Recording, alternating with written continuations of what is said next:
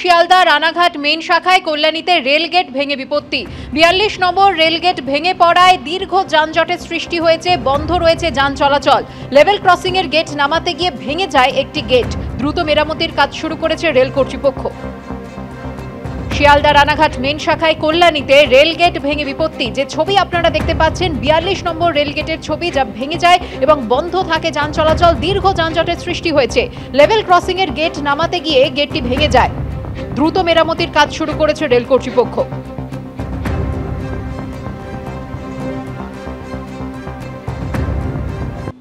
আর এবার চলে আসছি পরের খবরে। গতকাল এনফোর্সমেন্ট ডিরেক্টরেটের ম্যারাথন তল্লাশি অভিযান, উদ্ধার হয়েছে 3,10,00,000 টাকা, বাজেয়াপ্ত 6 কোটি টাকার গয়না। খবর ইডি সূত্রে। গতকাল সিলভার স্প্রিং আবাসনে কৃষ্ণমুরারি কয়েলের ফ্ল্যাটে উদ্ধার নগদ টাকা।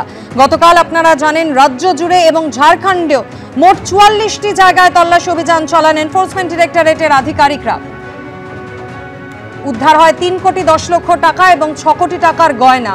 প্রকাশ সিনহা আমাদের প্রতিনিধি এই মুহূর্তে রয়েছেন আমাদের সঙ্গে। প্রকাশ, 44টি জায়গায় গতকাল ইডির তল্লাশি অভিযান, এই মুহূর্তেও এখনো চলছে এক ব্যবসায়ীর বাড়িতে তল্লাশি অভিযান, কি খবর?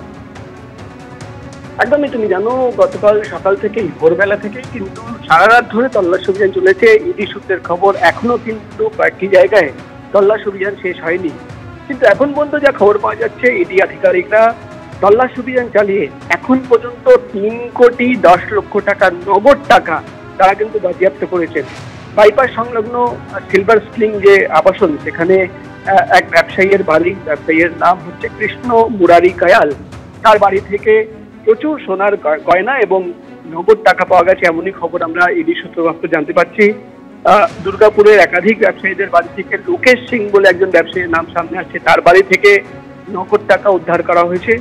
এখন পর্যন্ত যেটা ইডি সূত্রে খবর, 3,10,00,000 নগদ টাকা এবং 6 কোটি টাকার সোনার গয়না, যার কোনো অ্যাকাউন্ট বা হিসেব দেখাতে পারেনি তারা, এটা কিন্তু বাজেয়াপ্ত করা হয়েছে। অর্থাৎ 9,10,00,000 টাকার নগদ টাকা এবং সোনার গয়না বাজেয়াপ্ত করা হয়েছে। মূলত তুমি জানো অভিযোগ ছিল যে অবৈধভাবে কয়লা খনন করা হতো এবং সেখান থেকে পাচার করে দেওয়া হতো, প্রোটেকশন মানি দেওয়া হতো এবং সেখান থেকে গিয়ে একটা জায়গায় গোডাউনে সেটা কিন্তু অবৈধভাবে ইলিগালি স্টোর করে রাখা হতো। এবং এই নিয়েই কিন্তু ঝাড়খণ্ড এবং পশ্চিমবঙ্গের ইডির আধিকারিকরা যৌথভাবে গতকাল ভোরবেলায় কিন্তু অভিযান শুরু করেন। একসঙ্গে 44টি জায়গায় তল্লাশি অভিযানে নামেন ইডির প্রায় 250 জন অফিসাররা। এবং যেটা এখন পর্যন্ত ইডি সূত্রভাবে খবর পাওয়া যাচ্ছে যে তল্লাশি অভিযানে প্রচুর নথি পাওয়া গেছে এবং ডিজিটাল এভিডেন্স কিছু পেয়েছেন তারা, যে কিভাবে এই কয়লার কারবার চলতো। তুমি জানো এর আগেও কিন্তু আমরা দেখেছি দিল্লির সদর দপ্তর থেকে ইডি তদন্ত করেছে একাধিক কয়লা ব্যবসায়ীদের, এমনকি এই কয়লা ব্যবসায়ের সঙ্গে বা অবৈধ ব্যবসার সঙ্গে যারা যুক্ত ছিল তাদের গ্রেপ্তার করা হয়েছে। প্রোটেকশন মানি যারা নিত তাদের গ্রেপ্তার করা হয়েছে।